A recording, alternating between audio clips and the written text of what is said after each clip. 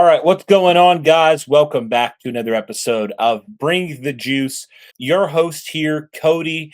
And guys, I do apologize. It's been kind of one of those weeks. So I was actually out of the state, out of town earlier this week. And so this week's kind of gotten a little bit crazy, a little bit wild for me. So weren't able to get a guest on like we usually like to, but wanted to make a preview all the same when it came to Colts versus Browns. Again, the Colts host the Cleveland Browns. Both these teams right now have had some good, have had some bad so far. And Cleveland comes into Indianapolis pretty much off of their biggest win of the 2023 season, and a game where they played the San Francisco 49ers and beat them 19-17. And so you look at this game, the Cleveland Browns come into this game really up and down in a lot of ways, right? Week one, they lose just barely to the Pittsburgh Steelers.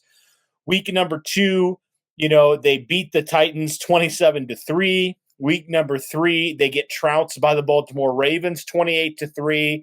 And then a week ago, they play the San Francisco 49ers and they beat them. They beat potentially the best team in the NFC.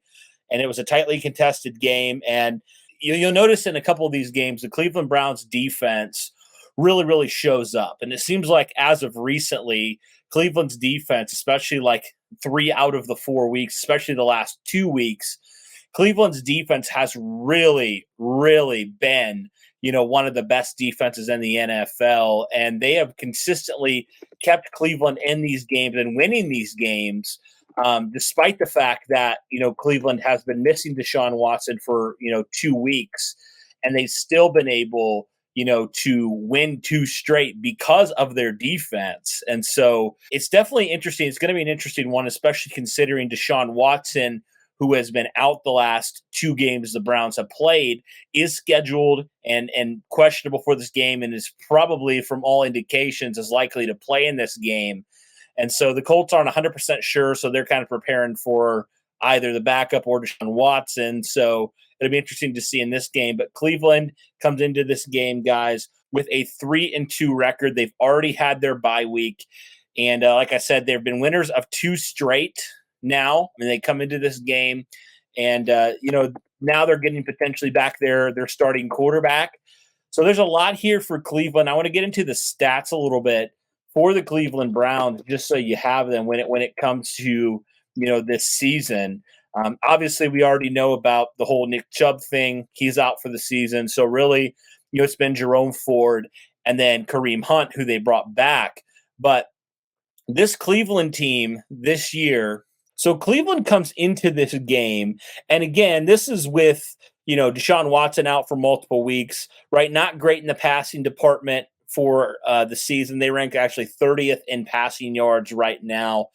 They've thrown a decent amount of interceptions as well. They're 4 touchdowns to 7 interceptions. They come in running the football actually at a pretty good rate. Right now, they ranked 4th in the NFL in terms of running the football, 9th in terms of yards per attempt. So really the offense for Cleveland has not really been the main reason why they've, been in these games and won the games they have. It's really been the defensive side of things. So just to give you a little bit of a hint here, Cleveland comes into this game 5th overall in points per game allowed, 1st in yardage per game allowed. They've already done a great job against the pass. They come in right now with the best ranked passing and the 3rd best rushing defense. And so they have just continued to just be an all around elite unit from really top to bottom here. And they've just completely, shut down teams. Really the only game, like I mentioned, where they didn't was that Baltimore game. And really maybe that Pittsburgh game. But 2 out of the 3 weeks, they've been really, really fantastic. And you can even point to some of the offensive miscues, not the defense, on some of those higher scoring games. So let's get into some of the stats here for Cleveland. I already mentioned Jerome Ford's their leading rusher right now, 270 yards in the 5 games he's played, the 2 games that he's started, averaging around 4 yards per carry. Deshaun Watson in this game, when it comes to passing. He's 2-1, but again, one of those games he didn't really complete, and he's so far he's completed about 64% of his passes, 4 touchdowns, 2 interceptions. So he's been all right. The quarterback rating is right around an 88. So he's been pretty solid, but not great so far with the Cleveland Browns. Their leading receiver right now has to be Amari Cooper. Amari Cooper comes into this game with 22 catches for 367 yards and a touchdown. So they have kind of their number one. They do have Elijah Moore, David Njoku, Donovan Peoples-Jones, David Bell. So they have some pretty solid receivers, all things considered. And then you look at Indianapolis coming into this game as well. Obviously we know the major loss that Anthony Richardson was, right? I mean, that's no question that Anthony Richardson, that loss is going to be huge on the Colts. And we saw really the struggles that Gardner Minshew had, even though the stats would say, hey, look, he had over 300 yards passing, yada, yada, yada. It wasn't a great game for Gardner Minshew. And so he comes into this game. The Colts come into this game offensively, 10th right now, actually, in total yardage, 11th in points scored. Their passing a game right now comes in as 10th. Like I said, that's a little bit misleading. They're 19th in touchdowns, and they've only thrown 6 touchdowns and have 4 interceptions in this game. They come in 14th, in terms of rushing the football, in 15th in yards per attempt. Obviously, wasn't a great game against Jacksonville. So that kind of took that average down a good amount there. So the offense comes in, and they will be missing Braden Smith at right tackle and Kylan Granson at tight end. Smith obviously was already going to have his hands full with Myles Garrett in that defense.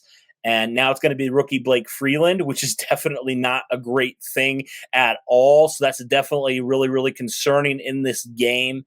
And so I think the biggest thing for me has to be, how do the Colts help Blake Freeland at right tackle? Because he's had some moments where he's looked good. He's had some moments where he's looked like a rookie. And so how do the Colts, try to limit him, try to limit this defensive line, which is ferocious, well, probably one of, if not the best defensive lines in the NFL, and also one of the best secondaries in the NFL. So the Colts are going to have their hands full. If I was a betting man, I would probably say this is going to be one of those type of games that's kind of a slogfest a little bit, kind of be a defensive battle, a time of possession type of dominate the line of scrimmage sort of game. And the Colts will have all they can handle with a Cleveland team that can do that to them. And they honestly, in certain ways, didn't do a great job against Jacksonville at times. They did a decent job, but they had some moments, and they've had a few moments this year where they've gotten a little bit beat up. But they've had some games where they've dominated too. So I'll be very interested to see how that works. I think the Colts have a good chance to kind of slow down Deshaun Watson and really limit what Cleveland's able to do. It will definitely hurt to not have Grover Stewart in this game, so maybe Cleveland starts running the football pretty effectively in this game. I mean, he is one of the best run-stopping defensive linemen in the NFL, and you can't just replace that. So Cleveland, I think offensively, their game plan has to be to run the football and continue to run the football. And I think they if they can do that, they're going to have a good chance in this game to score on the Colts.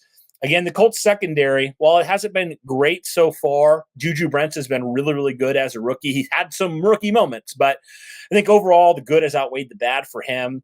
The secondary, when it comes to the safeties, they've actually been pretty underwhelming this year. So I'm interested to see, does Cleveland try to attack them down the field in that way? That'll be interesting for me. And then kind of, looking at the Colts offensive plan, you can't really, it's hard to do a whole lot. So I think what you have to do is you have to try to establish the run with your 2 running backs, Jonathan Taylor and Zach Moss in this game. You really struggled to run the football against Jacksonville. You can't have a repeat of that in this game. And this will be a big test. You did a really good job against Tennessee to run the football. You did a really poor job at running the football against the Jacksonville Jaguars. So the Colts have to figure out a way, Shane Steichen and company, to get these guys involved, establish the run early, and really make life difficult on this Cleveland defense and potentially open up some things in the passing game, because we already know the Colts aren't going to beat the Browns passing the ball vertically. Like, we know that. Gardner Minshew cannot push the ball down the field. He couldn't do it against Jacksonville. He hasn't been able to really do it this year. And so the Colts really need to figure out a way, take the pressure off of Minshew and not have him throw it 40, 50 times like we saw in Jacksonville, but establish that line of scrimmage and really run the football effectively. And they have the personnel to do it. It's just a matter of actually doing it. So we'll see if the Colts can do that. I think that has to be their game plan in this game, is to run the football and potentially set up some play action for Gardner Minshew and company. And then defensively, I think they just really need to, slow down Deshaun Watson, just dominate that line of scrimmage and, get a pressure on him early and often, because while he hasn't been great with the Cleveland Browns, we know Deshaun Watson at any given moment can break out and make a really good play, with his legs or on the run or whatever it is. So the Colts just need to do a good job of containing him, making life hard on him, and hoping that he's a little bit rusty after missing, 2 weeks of games and 3 straight weeks of practice or anything like that. So that's kind of my keys to the game, guys, when it comes to this. If I'm picking a score, with how bad the Colts played, it's hard for me to say the Colts are going to go and win this game, but I do think they will keep it competitive. I think they will definitely have a bounce back game in that standpoint, but Cleveland's defense honestly terrifies me, guys, what they're going to be able to do against this Colts offense, specifically Blake Freeland and that right tackle position with Myles Garrett likely to line up over there. But if the Colts can do a decent job of containing him, maybe they have a chance. If they can run and establish the line of scrimmage and get back to their running ways, I think they have a good chance as well. But it will be interesting to see in this game, how does that work out? Let me know your guys' thoughts on this game. My final score for this game, I think it's going to be a low-scoring game. So I think I went Colts 14, Browns 20. Right. And I don't like to pick against the Colts, but it's just hard for me to see like the Colts being able to do anything against this Cleveland defense. Now, if they get the running game going, then we'll talk. But I need to see it. I need to see them bounce back. And it'll be interesting because, Cleveland comes off of this game, one of their best wins, if not their best win of the 2023 season. They come into this game probably riding a high. The Colts come into this game probably the lowest they've been this season, coming off of frankly being embarrassed in Jacksonville. It's like, how do the Colts respond, and how do the Browns respond, coming off of very different situations? So I'll be very interested in that. But guys, let me know your final score, your kind of keys to the game in this one, and give me your score predictions, like I said, in the comments below. But that'll do it for this one, guys. Thank you so much for tuning in. Sorry for kind of the shorter type of video. Like I said, I was out of the state earlier this week, and so wasn't able to get a guest on like we usually like to do, but we'll try to get one on for next week.